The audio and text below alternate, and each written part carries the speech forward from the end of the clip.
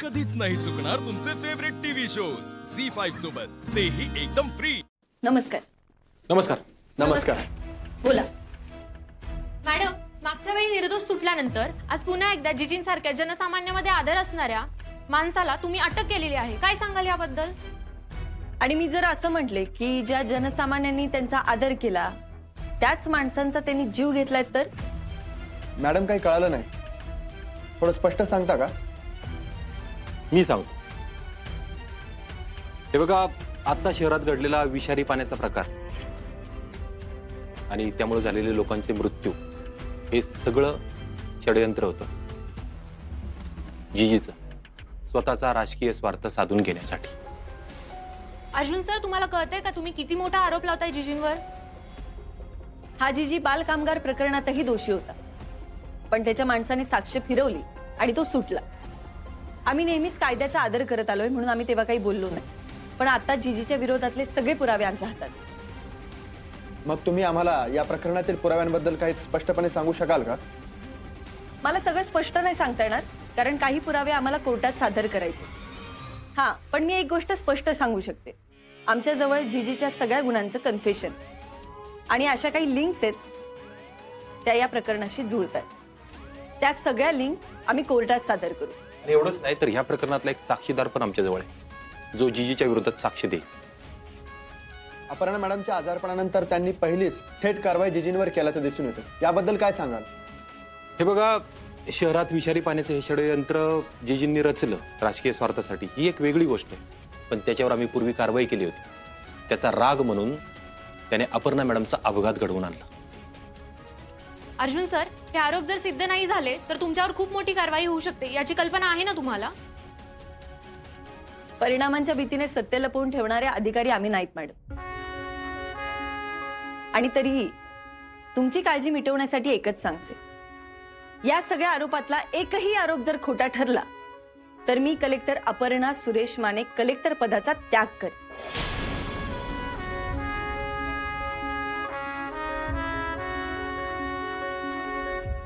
अजून काही? मॅडम, तपासाची पुढची दिशा? तपास पूर्ण झालाय सर, आता डायरेक्ट ऍक्शन घेणार होता. धन्यवाद.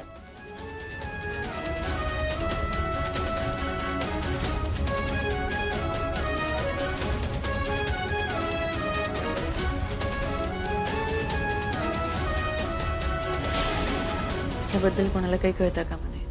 हो, थँक्यू. आपे, जीजी या प्रकरणाला आता पद्धतशीरपणे फुलस्टॉप बसणार.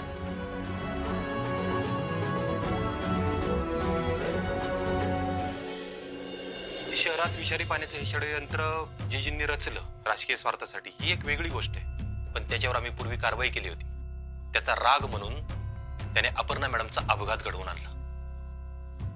बघितलं, आपली शंका खरी ठरली. दीदीचा अपघात घडवून आणला गेला हेच खरं आहे. अरे पण एवढं काय वाईट केलं होतं दीदीनं की त्याचा जीव घ्यावा असं याला वाटलं? विना काका, ही जीजी सारखी राजकारणी माणसं अशीच असतात. यांच्या महत्वाकांक्षेच्या आड आलेल्या यांना नाही चालत. त्यासाठी ते वाटेल ते करतील. ह्या माणसाने एवढी लोक निर्दयीपणे मारलेत, मग अपर्णाचा अपघात घडवून आणणं काय अवघड होतं त्याच्यासाठी? हे बघा, मला अजूनही असंच वाटते की आपण त्याच्या नादी नको लागायला. अहो रुपालीताई, काय बोलताय तुम्ही? अहो अशा लोकांना चांगली शिक्षा झाली पाहिजे. हो रुपालीते, अहो आधी मलाही भीती वाटत होती, पण आपण त्याला घाबरत राहिलो ना तर तो पुढे जाऊन काही करायला मागे पुढे नाही बघणार. बापू, आजोबा. बापू, आजोबा, बाबा कधी येणार आहे? अरे बाळा, तुझा बाबा पोलीस स्टेशन पर्यंत आलाय. तिथली कारवाई पूर्ण झाली ना की मग घरी येईल. हो का? आणि माझी माँ?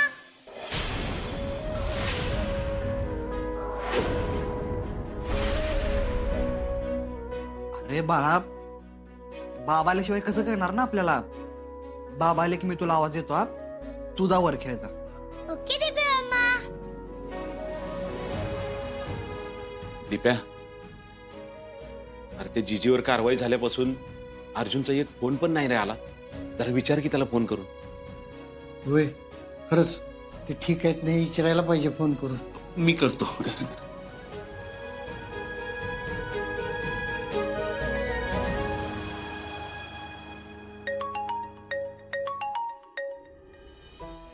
आप्पे घरून फोन आहे. एक काम करू, इथलं झालं की डायरेक्ट घरी जाऊ. फोनवर स्पष्ट बोलता येणार नाही. बरोबर. बाळांनो, तुम्ही ठीक आहात ना? हो पण आम्हाला आखीकडे जायचंय. हो, जाऊयात आपण. पण त्याआधी मला तुम्हाला एक गोष्ट सांगायची आहे. काय? तुमचा दादा म्हणजे राजा त्यानं एका वाईट माणसाला साथ दिली आणि म्हणून तो तुम्हाला आणि तुमच्या ताईला खूप त्रास देत होता. दादा असंच करत असतो. अक्कीला पण पैशांसाठी त्रास दिला त्यांनी. हो ना? मग त्याला शिक्षा व्हायला हवी ना. त्याला शिक्षा झाली ना तर तो तुम्हाला आणि तुमच्या ताईला त्रास द्यायचं बंद करेल. मग तुम्ही दादाला मारणार का? नाही, असं नाही. म्हणजे त्याला जी काही शिक्षा होणार आहे ते आम्ही नाही ठरवत. त्यासाठी मोठे लोक असतात. तुम्हाला तुमच्या अक्काला भेटायचंय ना? चला आपण जाऊया. चला या. चल बाळा. अर्जुन फोन उचलत नाहीये. स्वप्नील सर, अर्जुन काहीतरी कामात असेल, कामाच्या गडबडीत असेल. असू द्या, करेल तोच फोन करेल. अहो पण त्यांची खुशाली कळणार कशी आपल्याला बापू?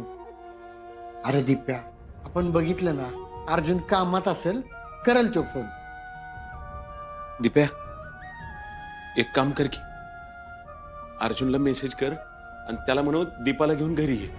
अहो पण बापू विनायकराव, दीपा आपली कुणी नसली ना तरी तिने सगळं चोख सांभाळलंय. अहो तुम्ही बघितलं नाही का मगाशी पत्रकार परिषदेत अगदी आप्यासारखी बोलत होती ती. हो, आपण निदान आभार तरी मानले पाहिजेत तिचे. खरंच दीपाच्या हिमतीचं कौतुक करायलाच हवं. अहो एवढे पत्रकार बघून कोणीही घाबरून गेलं असतं. हो आपण त्या दोघांशी एकदा बोलून घेऊयात. अहो तुम्ही त्यांना मेसेज करा ना.